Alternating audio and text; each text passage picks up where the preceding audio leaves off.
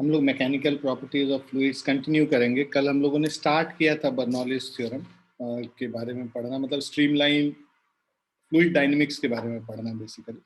तो जहाँ पे हम लोग स्ट्रीमलाइन फ्लो और ये जो उसकी प्रॉपर्टीज वगैरह हम लोगों ने पढ़ी थी, आज हम लोग उसके आगे टर्बुलेंट फ्लो और ये सारी चीजें, बर्नौलीज थ्योरम, उसके एप्लीकेशंस, ये सब सारी चीजें करेंगे। So turbulent flow. So when a liquid moves with a velocity greater than a certain velocity, called its critical velocity, the motion of the particle of liquid becomes disordered or irregular. Such a flow is called a turbulent flow. तो जब एक critical velocity होता है, इस velocity से ज्यादा अगर fluid का वेलोसिटी हो जाएगा, तब उस फ्लो को हम लोग टर्बुलेंट फ्लो कहते हैं। तो ये देखो, ये टर्बुलेंट फ्लो, इसका कोई पर्टिकुलर डायरेक्शन नहीं होता है, मतलब ऐसे छोटे छोटे एडीज क्रिएट हो जाते हैं, राइट। और जब स्ट्रेट लाइन में मूव कर रहा है तो ये स्ट्रीम लाइन फ्लो है। So in a turbulent flow the path and the velocity of the particles of the liquid change continuously and haphazardly. Path भी चेंज कर रहा है, वेलोसिटी भी चेंज कर रहा है continuously and haphazardly with time from point to point. So in a turbulent flow, most of the external energy maintaining the flow is spent in producing eddies in the liquid, and only a small fraction of energy is available for forward flow. तो basically ज्यादातर energy इसी में waste हो जाता है, इसको इस तरह से इसके डायरेक्शंस और स्पीड्स को चेंज करने में, और only small amount of energy is utilized in the forward flow of the fluid. So such kind of flow is turbulent flow. अच्छा, इसके अलावा क्रिटिकल वेलोसिटी, जो अभी हम लोग ऊपर पढ़ रहे थे कि भाई क्रिटिकल वेलोसिटी से कम होगा तो स्ट्रीमलाइन फ्लो होता है, और क्रिटिकल वेलोसिटी से ज्यादा होगा तो टर्बुलेंट फ्लो होता है. तो streamline flow is possible only if liquid velocity does not exceed a limiting value called critical value. तो लिमिटिंग वैल्यू से ज्यादा हो जाएगा तब स्ट्रीमलाइन फ्लो नहीं होगा. The critical velocity of a liquid is that limiting value of its velocity of flow up to which the flow is streamlined and above which the flow becomes turbulent. So it is a boundary case basically. इसके आगे जाने पे turbulent flow हो जाएगा और less होने पे streamlined flow हो जाएगा. Critical velocity VC of a liquid flowing through a pipe depends on किन किन चीजों पे डिपेंड करता है. पहला coefficient of viscosity पे, राइट. अभी viscosity क्या होता है?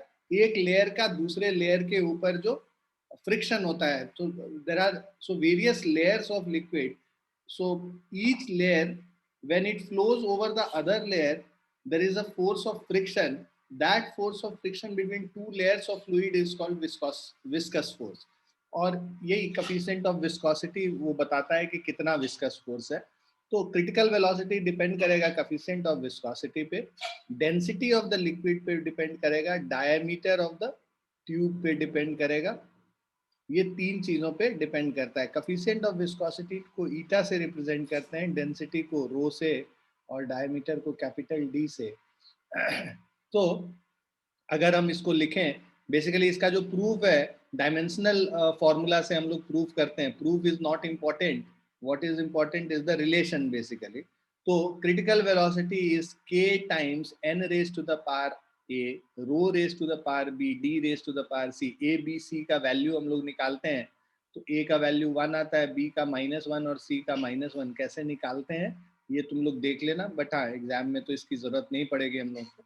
तो critical velocity is k times eta divided by rho into d. So this is the critical velocity. So clearly the critical velocity Vc will be large if eta is large. है ना. critical velocity large होगा जब coefficient of viscosity large है, मतलब ज्यादा viscous forces होंगे तो critical velocity ज्यादा होगा, मतलब ज्यादा velocity तक ये streamline flow में हो सकता है. and rho and d are small. density less होना चाहिए, diameter भी less होना चाहिए. So we can conclude that the flow of liquid of higher viscosity and lower density through narrow pipes tend to be streamlined. Narrow pipe होना चाहिए, lower density होना चाहिए और higher viscosity होना चाहिए. तो flow of liquid will be streamlined. The flow of liquid of lower viscosity and higher density through broad pipes tend to become turbulent. तो broader pipe होगा, हायर डेंसिटी होगा liquid का और लोअर विस्कोसिटी होगा, तो जो फ्लो है वो टर्बुलेंट होगा, because in that case the critical velocity will be very small. यहाँ पे critical velocity is very large. ठीक है, in the previous case critical velocity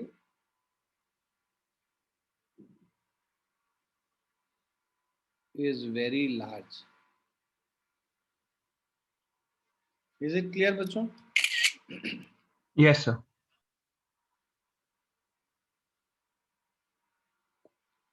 अब critical velocity and Reynolds number. So basically Reynolds number से हम लोग decide करते हैं कि किस तरह का फ्लो होगा. So the critical velocity is that velocity of liquid flow up to which its flow is streamlined and above which its flow becomes turbulent. तो ये हम लोगों ने ऑलरेडी अभी पढ़ रखा है पीछे. Reynolds number is a pure number which determines the nature of flow of liquid through a pipe. तो ये एक नंबर है जो कि हमें बताता है कि क्या नेचर होगा, है ना, फ्लो का. It is defined as the ratio of inertial force per unit area to the viscous force per unit area for a flowing fluid. So Reynolds number is inertial force per unit area by viscous force per unit area. So if a liquid of density ρ2 is flowing through a tube of radius r and cross section A, then mass of the liquid flowing through the tube per second is volume flowing per second into density, that is ρ1 हो गया basically. Now, inertial force per unit area is equal to V square into rho.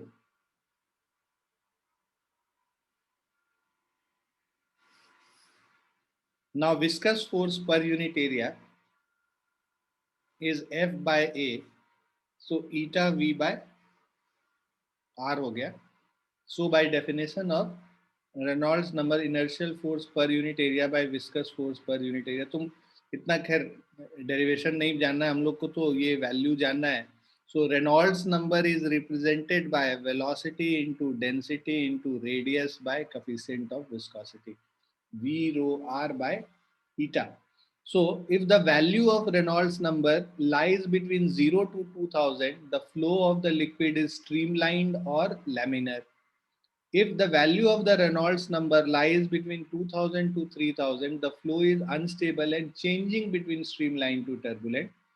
And if the value of the Reynolds number is above 3000, the flow of liquid is definitely turbulent. तो 3000 से ऊपर होने पे turbulent होगा, 0 से 2000 पे streamline और laminar होगा, और 2000 से 3000 के बीच में ये unstable रहता है. It changes from streamline to turbulent flow.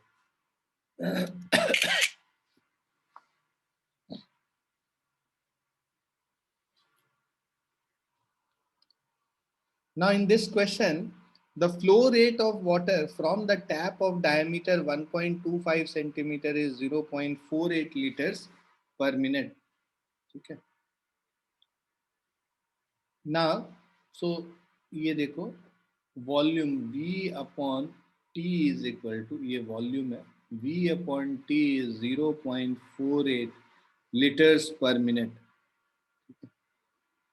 So this is 0.48 litres per minute. इसको मीटर क्यूब में कन्वर्ट करेंगे तो 10 to the power -3 metre cube, और मिनट, एक मिनट मतलब 60 सेकेंड कर लेंगे, मीटर क्यूब पर सेकेंड निकल जाएगा, मतलब ऐसा यूनिट में हम कन्वर्ट करना चाह रहे हैं इसको. अब ये जो वॉल्यूम होता है ये क्या हो जाएगा, length L into area A of cross section divided by T is equal to 0.48 into 10 to the power -3 by 60 metre cube per second. L by T जो है, ये हमारा जो L by T है, दिस इज बेसिकली, ये flow है basically, जो velocity जिसको हम लोग बोल सकते हैं. So this is equal to pi D square. So L by T is velocity into pi d square by 4 divided by time t, 0.48 10 to the power -3 upon 64. Question में given क्या क्या है, टैप ऑफ डायमीटर हम लोग को दे रखा है, D का वैल्यू 1.25 सेंटीमीटर और 1.25 इंटू 10⁻⁻² मीटर, और जो V बाय टी का वैल्यू दे रखा है 0.48 लीटर्स पर मिनट, जिसको हम लोग 0.48 10⁻⁻³ by 60 metre cube per second लिख रहे हैं। उसके अलावा the coefficient of viscosity of water eta is equal to 10⁻³ pascal is newton metre square, newton per metre square, so pascal per second. After some time the flow rate is increased to 3 liters per minute. So नया flow rate जो है that is 3 liters per minute. Characterize the flow of both the flow rates. तो पहले इस flow rate का हम लोग characteristics देखते हैं. So this is equal to V is equal to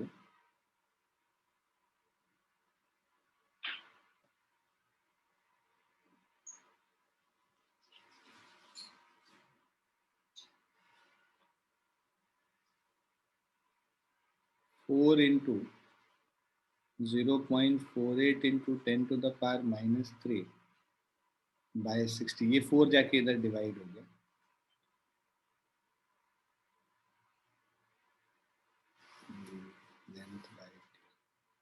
अच्छा सॉरी, L by T को तो V मैंने लिख ही दिया, तो ये T यहाँ पे नहीं आएगा. I have written this length by time as velocity. तो हम लोग वेलोसिटी निकाल रहे हैं 4 इंटू 0.48 10⁻⁻³ बाय 60, और ये पाई डी स्क्वायर आएगा. पाई इंटू डी जो है हमारा 1.25 10⁻⁻², इसका होल स्क्वायर. तो इससे हमें वेलोसिटी निकल जाएगा v का वैल्यू. तो let us calculate this v, and then Reynolds number Re is equal to 6 pi eta Rv. So Reynolds number is,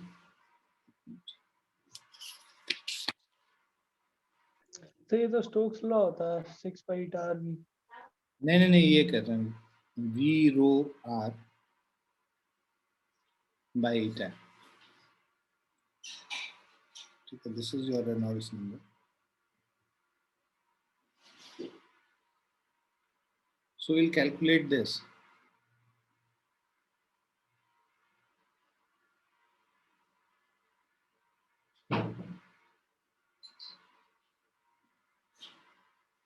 पहले v का वैल्यू निकाल लेते हैं.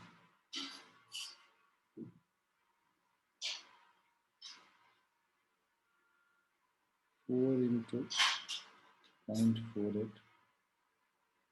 This is 1.92 10⁻⁻³ divided by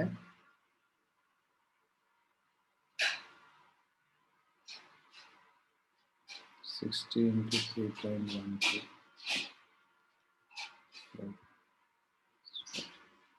So this is 294.375.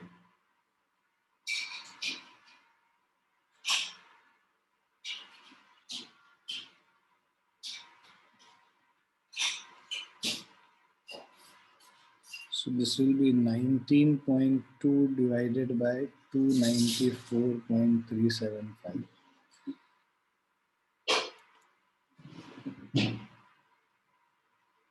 Zero 0.065 ये V हो गया.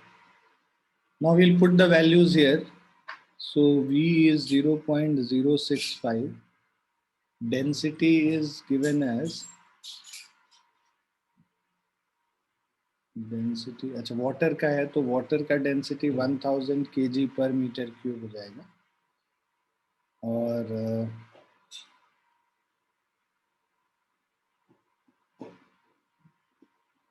इसके बाद रेडियस है, radius is diameter by 2, so 1.25 into 10⁻⁻² divided by 2, and eta is 10⁻⁻3. ये कैलकुलेट करेंगे अगर हम लोग, so this will be 65 into 1.25 12.5 by 2. So So 65 into 12.5 divided by 2. So this is 406.25. So Reynolds number here is less than 2000, right? So that's why यहाँ पे क्या है? Flow is steady.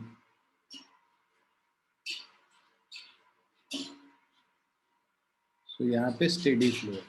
उसी तरह दूसरे वाले केस में जब 3 लीटर्स पर मिनट से जा रहा है ना, तो ये तुम अगर निकालोगे तो इसमें फिर रेट आपका डिफरेंट आ जाएगा.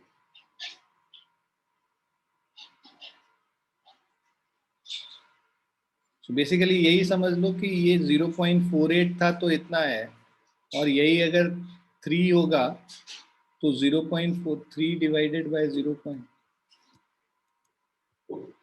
तो 6.25 टाइम्स, ये 6.25 से इसको मल्टीप्लाई कर देंगे तो this will be greater than 2000. So basically that will be turbulent, ही उसको लिखेंगे कि that will be turbulent.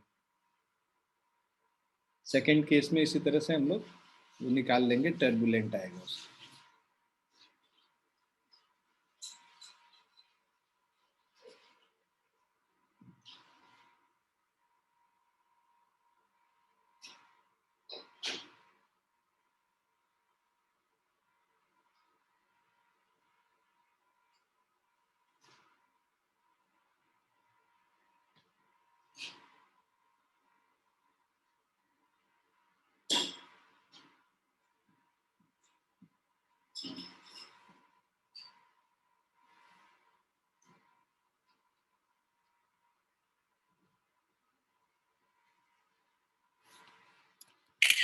Excuse me sir. Yes. Sir एक क्वेश्चन था जो जैसे ये वॉल्यूम दी हुई है ना कि उनमें वॉल्यूम का रेट दिया हुआ है 0.48 लीटर पर मिनट. हाँ जी. सर हम अगर उससे सीधा ml पर सेकंड में कन्वर्ट करके इसमें वैल्यू लगा दें v में RE निकालने के लिए, क्योंकि सर है तो वो भी फ्लो रेट ही, वॉल्यूम पर सेकंड ही तो दे रहा है. तो ये वॉल्यूम पर सेकेंड और ये लेंथ पर सेकेंड है, दोनों चीज कैसे लगा लेंगे? ये v स्पीड है, ये वॉल्यूम है, दोनों अलग अलग चीज. स्मॉल v जो है स्पीड को रिप्रेजेंट कर रहा है और ये वॉल्यूम को रिप्रेजेंट कर रहा है, एक ही चीज नहीं होगा. Okay.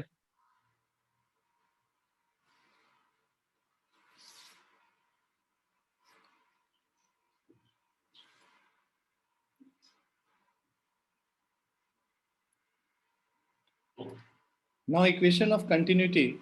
So continuity equation is a mathematical expression of the law of conservation of mass in fluid dynamics. So consider two cross sections A1 and A2 containing points A and B. तो मान लो ये point A को contain करने वाला एक ये जो area यहाँ पे A1 है, एरिया ऑफ क्रॉस सेक्शन, और इस पॉइंट B को कंटेन करने वाले पोर्शन का जो area of cross section A2 है.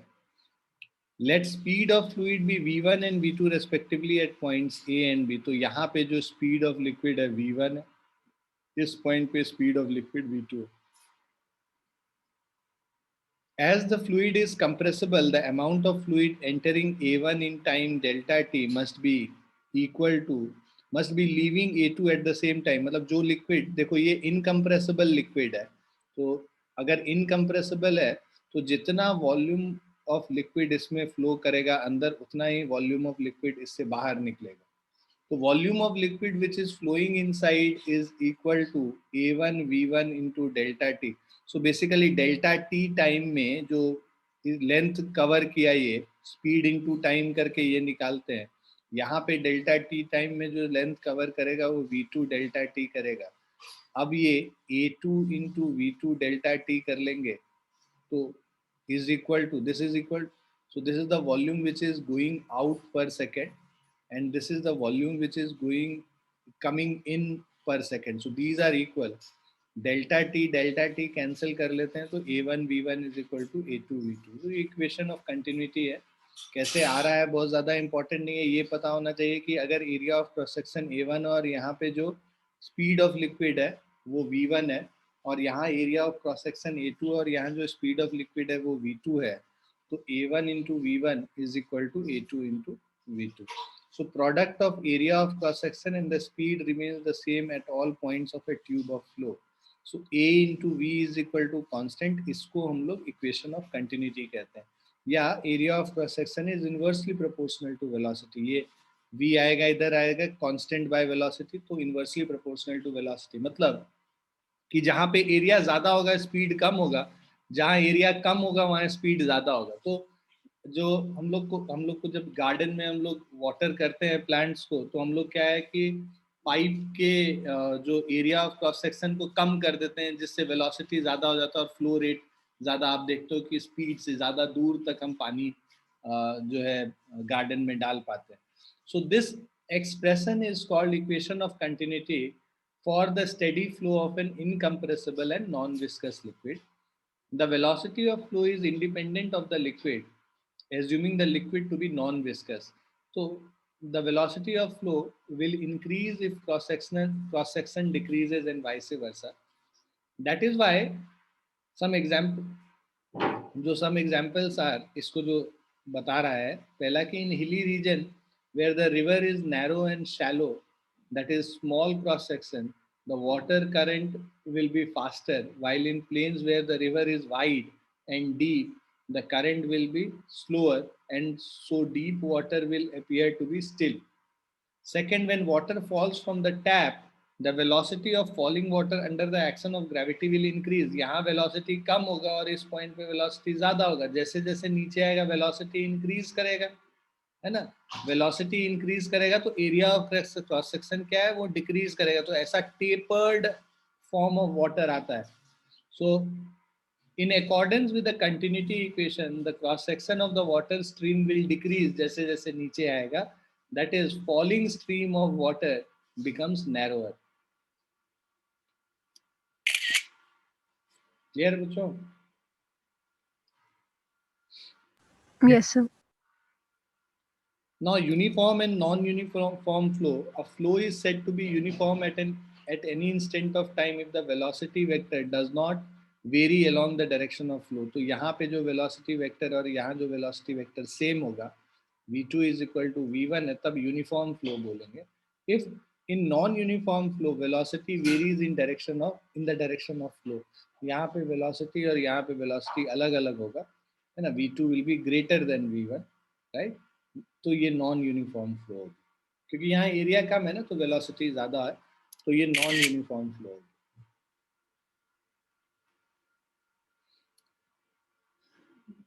Now if you see this, an incompressible fluid is flowing through the given tube. The cross sectional area are A1 is A by 2, ये area A by 2 हो गया, and A2 is equal to A by 4. If speed of liquid at Q and R are 4 meter per second and 8 meter per second, ये V1 is this and V2 is equal to 8 meter per second. Find the speed of liquid at P. यहाँ पे V निकालना है. तो by equation of continuity,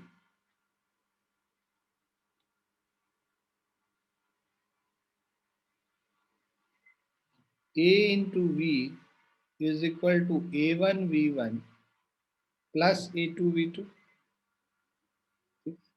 So मतलब जितना flow इधर से आएगा वो फ्लो इस दोनों पार्ट में डिवाइड हो गया. तो A into v, the rate at which liquid is entering is equal to rate at which liquid is exiting. तो ये दोनों को ऐड करेंगे, दोनों को मिला के लिक्विड एग्जिट कर रहा है, इसीलिए A1 V1 plus A2 V2 लिख रहा है. So A into v is equal to A1 है हमारा A by 2 into 4 plus A2 है हमारा A by 4 into 8. A cancel हो गया, v is equal to 4 by 2 2 8 by 4 2 plus 2 4 metre per second.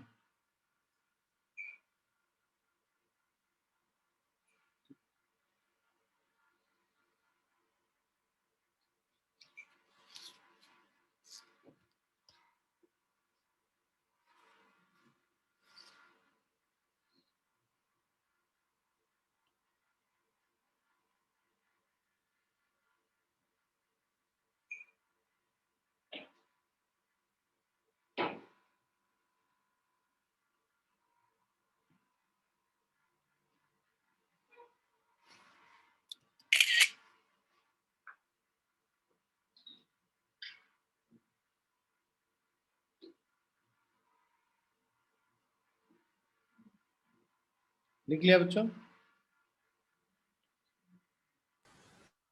Yes, Yeah. sir. Now Bernoulli's theorem.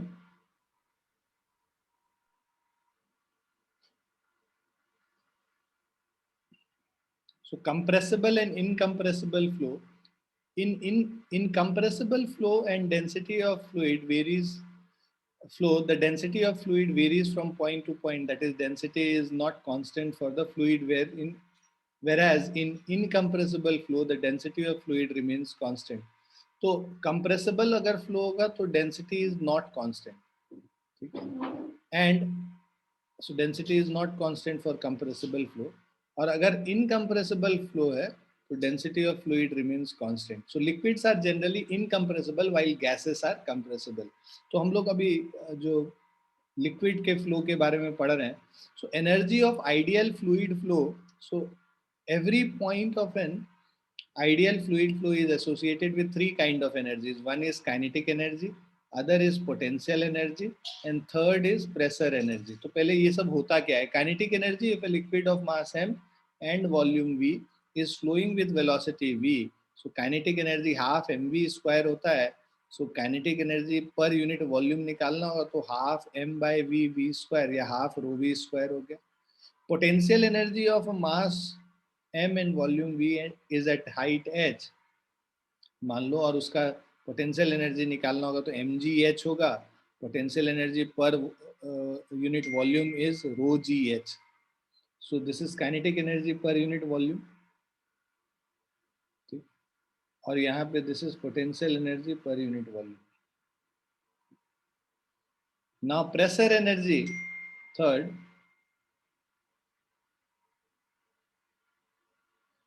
So energy possessed by a liquid by virtue of its pressure is called its pressure energy.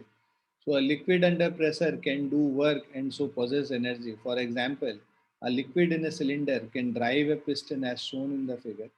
Let P be the pressure exerted by the liquid on a frictionless piston of area A. Suppose the piston moves through distance x under the pressure P. So the work done is force into distance, that is pressure into area. Force क्या हो गया? Pressure into area into distance. So this is equal to PV हो गया. So V is equal to A into X basically. Right? So volume swept by the piston. So this work done is stored as the pressure energy of liquid of volume V. Now pressure energy of volume V is P into V. That is pressure energy per unit volume.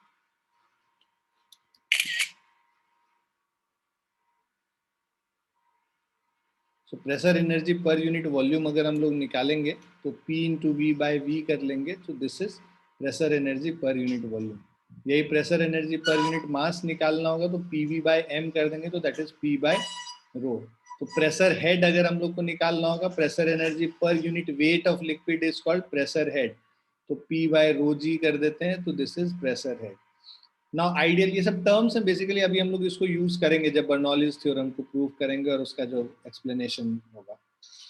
Ideal fluid तो हम लोगों ने देखा भाई, kinetic energy per unit volume हो गया half rho v square. Kinetic potential energy per unit volume is rho g h, and potential energy per unit pressure energy per unit volume is capital P. Ideal fluid and ideal fluid flow. So Bernoulli's theorem is applied to ideal fluids. Characteristic of an ideal fluid is the fluid flow should be steady. Fluid is incompressible. The fluid flow is irrotational and the fluid is non-viscous. तो ये चार characteristics हो गए ideal fluids के, जिसमें हम लोग Bernoulli's theorem लगाएंगे. Now Bernoulli's theorem, Bernoulli's equation is mathematical expression of the law of mechanical energy conservation in fluid dynamics. तो mechanical energy conservation fluid dynamics में जो हम लोग लिखते हैं उसको बर्नौलीज इक्वेशन कहते हैं. So sum of pressure energy, kinetic energy and potential energy per unit volume remains constant along a streamline in an ideal fluid flow. देखो pressure energy, kinetic energy and potential energy per unit volume is constant. So that is energy per unit volume is constant. This is Bernoulli's theorem.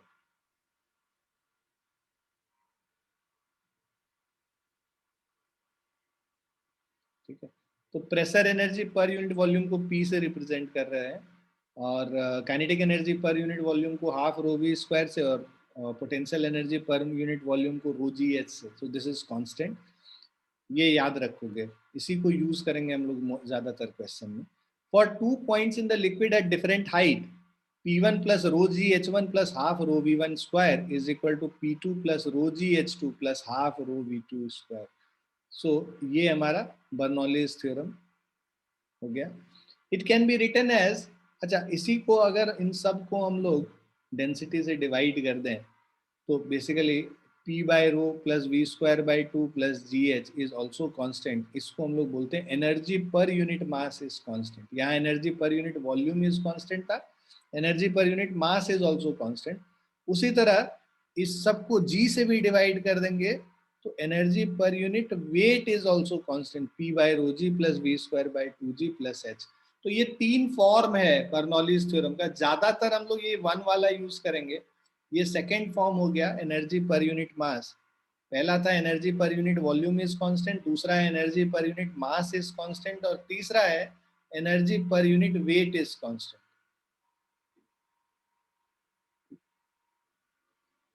So P by rho g is called pressure head, V square by 2G is called velocity or kinetic head, and H is called gravitational or potential head. है ना, इनको heads कहा जाता है. जब पर unit wait निकालते हैं ना तो ये प्रेशर हेड, वेलोसिटी हेड या काइनेटिक हेड, ग्रेविटेशनल हेड या पोटेंशियल हेड, इस तरह से नाम लिया जाता है ना. Limitation of Bernoulli's equation. So first is Bernoulli's equation ideally applies to fluid with zero viscosity or non-viscous fluid. So in case of viscous fluid, we need to take into account the work done against viscous drag. Second, Bernoulli's equation has been derived on the assumption that there is no loss of energy due to friction. But in practice, when fluid flows, some of their kinetic energy gets converted into heat due to work done against the internal forces of friction or viscous forces. Third is Bernoulli's equation is applicable only to incompressible fluid because it does not take into account the elastic energy of the fluid. Fourth, Bernoulli's equation is applicable only to streamline flow of a fluid and not when the flow is turbulent. तो मतलब जब streamline flow होगा तब apply कर सकते हैं. बस incompressible fluid होना चाहिए. ये सब हम लोगों ने देखा भी था पहले भी. Bernoulli's equation has been derived on an assumption that there is no loss of energy due to friction. मतलब नॉन विस्कस लिक्विड होना चाहिए. ठीक है, जो हम लोग बात कर रहे थे, तो ये नॉन विस्कस लिक्विड होना चाहिए. और ideally applies to fluid with zero viscosity, ये तो हम लोग यहाँ पे ऊपर बात किए हैं.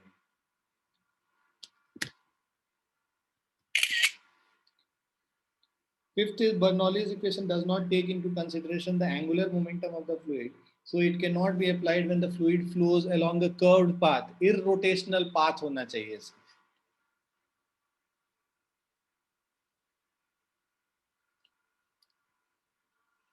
Now let us do some question on application of Bernoulli's theorem. मतलब basically Bernoulli's theorem के based questions करेंगे.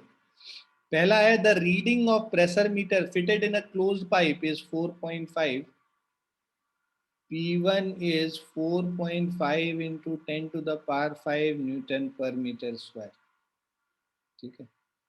On opening the valve of the pipe, the reading of the meter reduces to this. मतलब P2 is equal to 4 into 10 to the power 5 Newton per meter square. Calculate the speed of water flowing in the pipe. तो हम लोग को speed of water flowing in the pipe निकालना है. अब यहाँ पे देखो एक ही यहाँ पे क्लोज्ड पाइप है और यहाँ पे हाइट वगैरह नहीं दे रखा है, तो हम एज्यूम करेंगे दोनों एक ही हाइट पे है. तो यहाँ पे फ्रॉम बर्नौलीज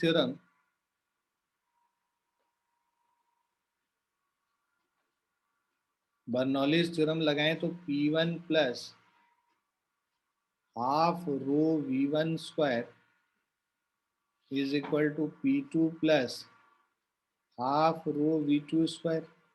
इससे आ जाएगा P1 minus P2 is half rho V2 square minus of V1 square. तो जब opening the valve of the pipe, मतलब उस समय V1 क्या था, जब ओपन के, जब बंद था वॉल्व तो फ्लो नहीं कर रहा था लिक्विड, तो V1 क्या हो गया, 0 हो गया। सो V1 इज इक्वल टू 0 अगर हम लोग पुट कर लेते हैं, V1 इज इक्वल टू 0 क्यों, initially the pipe was closed.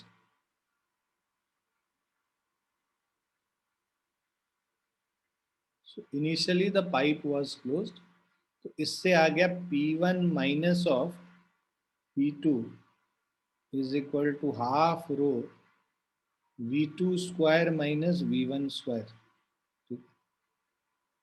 Half rho V2 square minus 0 होगी। अब जो प्रेशर डिफरेंस है 4.5 माइनस 4, तो ये हो गया 0.5 into 10⁵ is equal to half rho V2 square.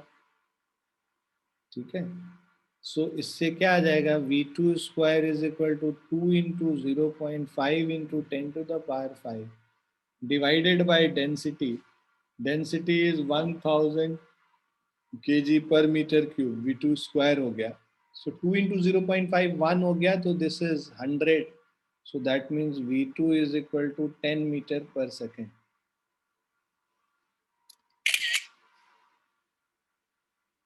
Clear है बच्चों? Yes, sir. Yes, sir.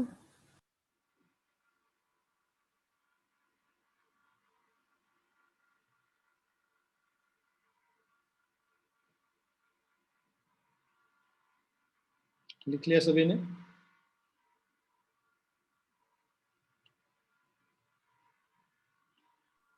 Yes, sir. Yes, sir.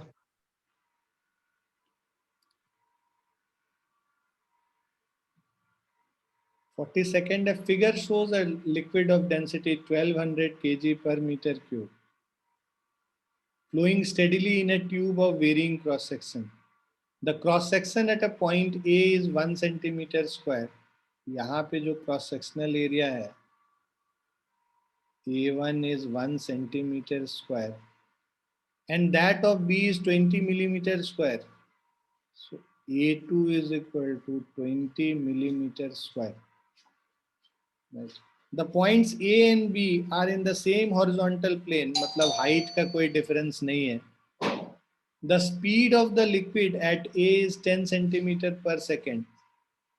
तो यहाँ पे जो speed of liquid V1 is equal to 10 centimeter per second. Calculate the difference in pressure at A and B. तो यहाँ pressure A P1 हो गया और ये प्रेशर P2 हो गया। P1 और P2 के बीच में हम लोग को डिफरेंस निकालना है। सो आप ये देखिए पहले तो इक्वेशन ऑफ कंटिन्यूटी से, बाय इक्वेशन ऑफ कंटिन्यूटी हम लोग ये V2 स्पीड निकाल लेंगे। सो इक्वेशन ऑफ, कभी भी ऐसे क्वेश्चंस आते हैं ना तो दोनों को यूज करते हैं साथ में। इक्वेशन ऑफ कंटिन्यूटी पहले यूज करेंगे और फिर बर्नौलीज थ्योरम, ज्यादातर क्वेश्चन में आप देखोगे।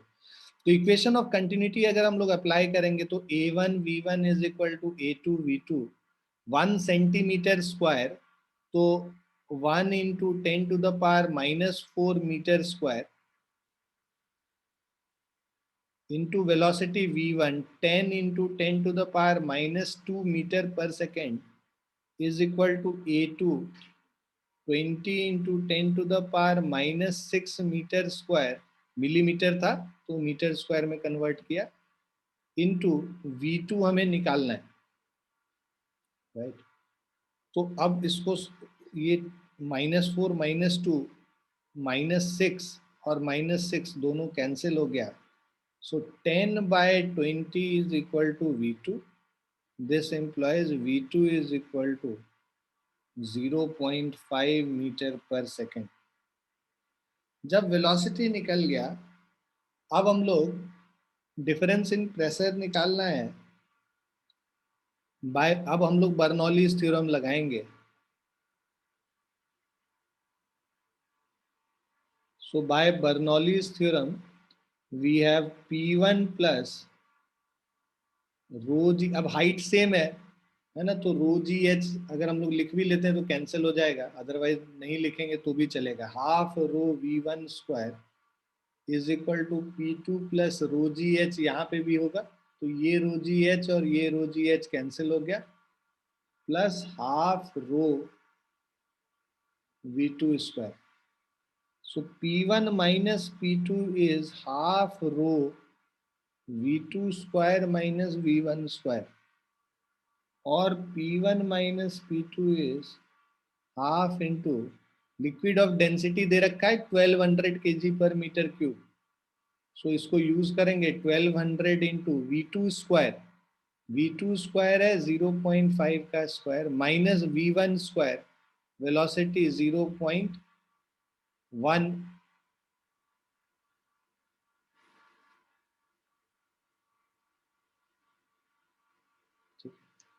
So this is 600 into 0.5 square minus 0.1 square, मतलब 0.25 minus 0.01, और 600 into 0.24.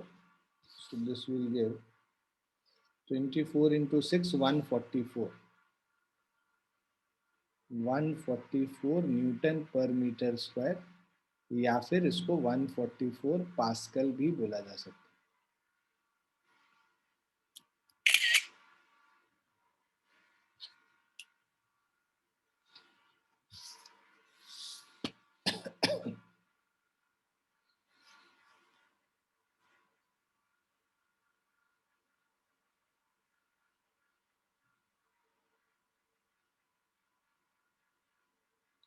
क्लियर है बच्चों?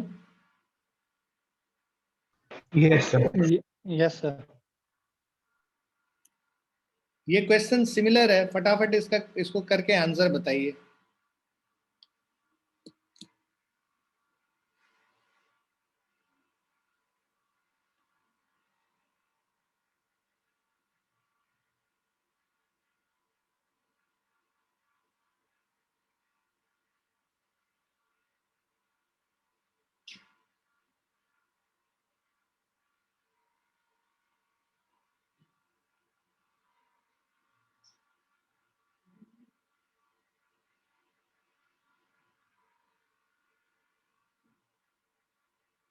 रेट ऑफ फ्लो का मतलब ए इंटू वी पूछ रहा है, area into velocity. Rate of flow दे देगा तुमको.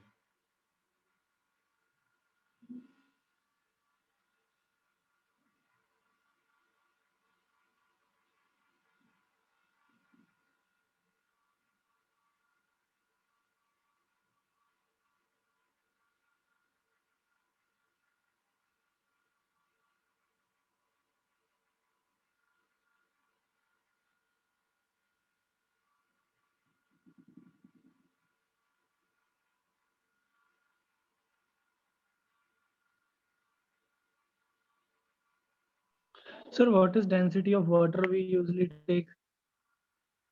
1000 kg per meter. 100 kg per 1000 100 kg per meter. 1000 kg per.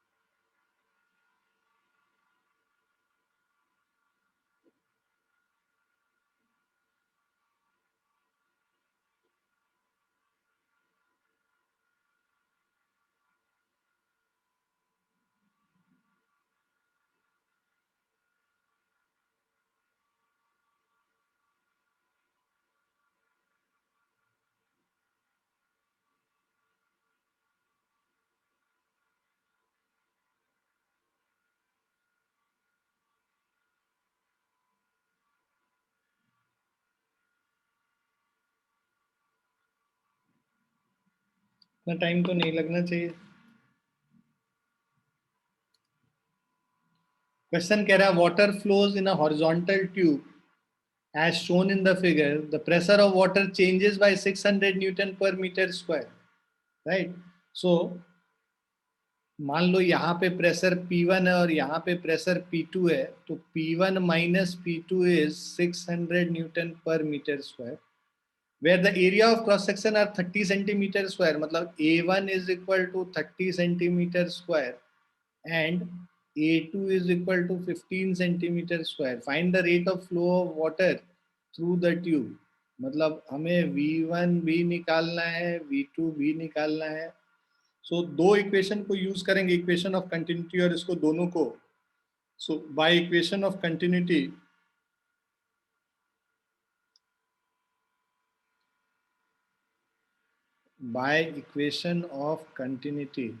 we have A1 V1 is A2 V2 और 30 into V1 is equal to 15 into V2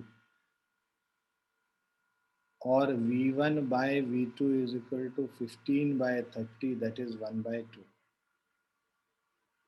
first equation. So इससे आ जाएगा V2 is equal to twice of V1,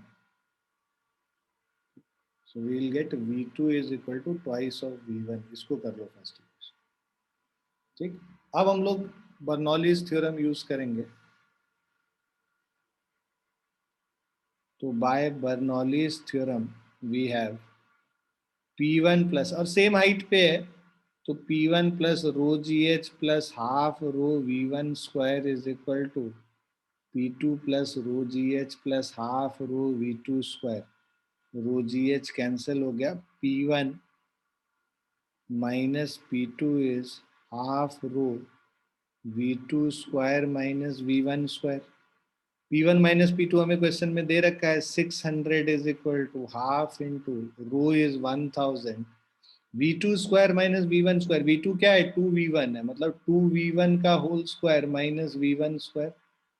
so this is 500, 6 by 5 is 4V1 square minus V1 square, 1.2 is equal to 3V1 square और V1 square is 0.4 और V1 is equal to root under 0.4। now square root of 0.4 अगर निकालते हैं 0.632, ये मेरा velocity हो गया 0.632। सो this will B, अब हम लोग को रेट ऑफ फ्लो निकालना है, तो A1 V1 rate of flow Q is equal to A1 V1, area of cross section जो है 30 सेंटीमीटर स्क्वायर, मतलब 30 into 10 to the power -4 into V1 0.632,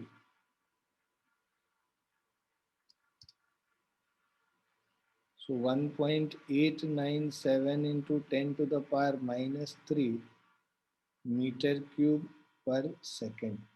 This is the rate. Clear है बच्चों? Yes, sir. Yes.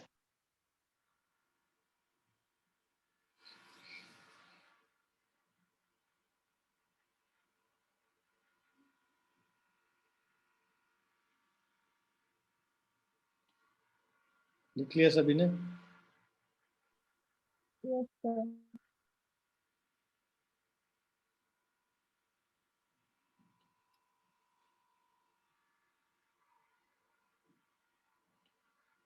Fourth example है, a cylindrical vessel with water is rotated about its vertical axis with a constant angular velocity omega।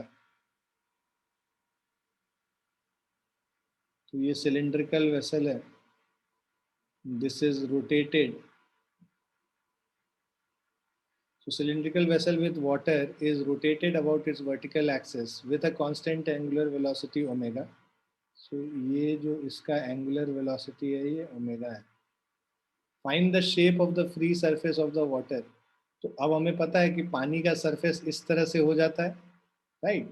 ये हम लोगों ने देखा भी था और इसको कैलकुलेट भी किया था कि ये जो y जो है this y was equal to omega square x square by 2g। ये हम लोग अभी प्रूव भी करेंगे, इसी से यही प्रूव करना, y is equal to omega square x square by 2g हम लोग को निकालना। ठीक है, ये प्रूव करना बर्नौलीज थ्योरम से प्रूव करेंगे। वो हम लोगों ने प्रूव किया था जहाँ पे कि हम लोगों ने एक लिक्विड का ये कंसिडर किया था x डिस्टेंस पे और वहाँ पे वेट और ये सब कंसिडर करके किया था यस सर। फोर्स वाले से। अब इसको हम लोग बर्नौलीज थ्योरम से करेंगे तो देखो कि ज़्यादा इजी आएगा, जैसा कि मैंने उस समय बताया भी था। तो ये दो पॉइंट को कंसिडर करो, एक इस पॉइंट को और लेट्स से यहाँ पे कोई पॉइंट है इसको कंसिडर करते हैं। ठीक है, तो फ्रॉम बर्नौलीज थ्योरम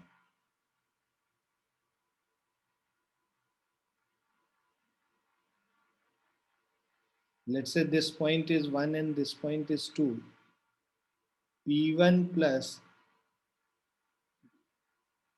अब देखो यहाँ पे जो प्रेशर है और यहाँ पे जो प्रेशर है दोनों एटमॉस्फेरिक प्रेशर के बराबर ही होगा क्योंकि ये सरफेस एक्सपोज्ड है एटमॉस्फेयर के। तो P1 is equal to P2 is equal to P ही होगा। तो P plus half rho v square P plus, और यहाँ पे इसको तुम जीरो रेफरेंस लेवल मान लेते हैं, यहाँ से हाइट हम मेजर कर रहे हैं। तो P plus rho g h मतलब P plus zero plus half rho V1 square is equal to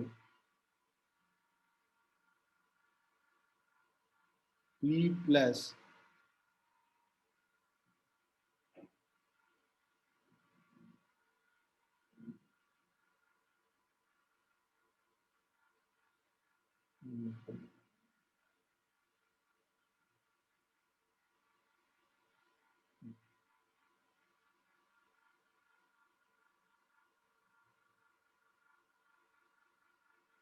P plus rho g Y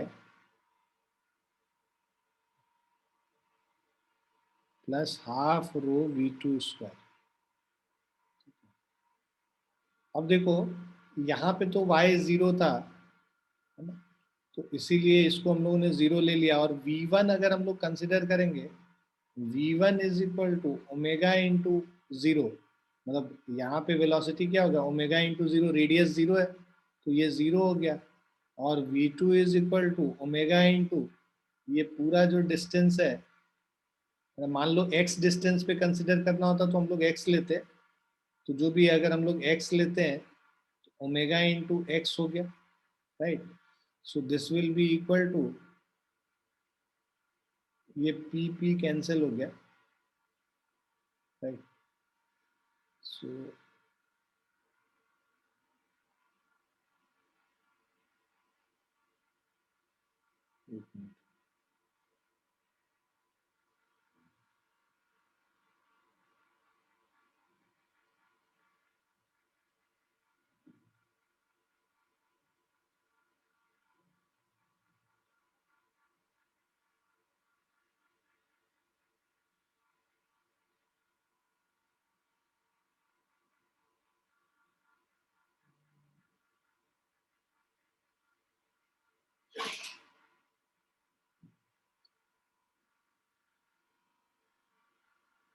अगर हम लोग यहाँ से कंसिडर करना शुरू करते हैं इस पॉइंट से, इस पॉइंट को अगर रेफरेंस लेंगे तो खैर एनीवेज मतलब वो नेगेटिव आएगा, बट हाँ वेलोसिटी को हम लोग पॉजिटिव लेते हैं तो वी कैन चेंज दैट। तो ये क्या हो जाएगा half into rho into V1 square, तो मतलब हाफ इंटू ये जीरो हो गया, zero is equal to rho g y plus half rho into omega x का होल स्क्वायर। ठीक है, इसको इधर ले जाओगे तो हाफ रो ओमेगा एक्स का whole square is equal to minus rho g y हो रहा है। सो रो और रो कैंसिल हो गया,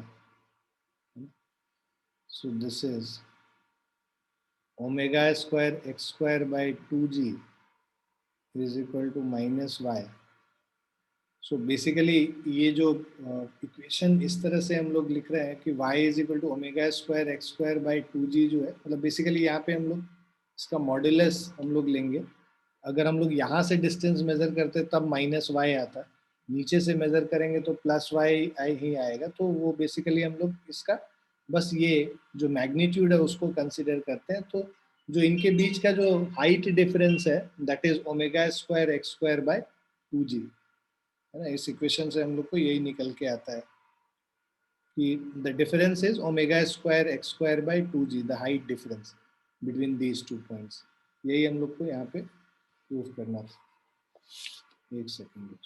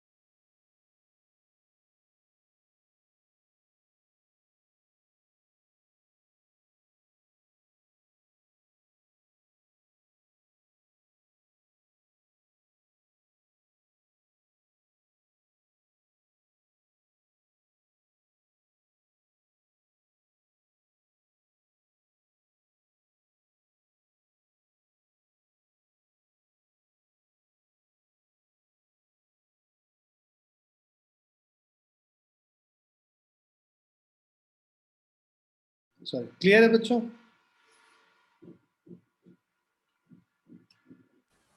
Yes, sir. Yes sir. हम लोग का एप्लीकेशन ऑफ बर्नौलीज थ्योरम रह गया, मेरे ख्याल से वो अगली क्लास में हम खत्म कर पाएंगे। ठीक है,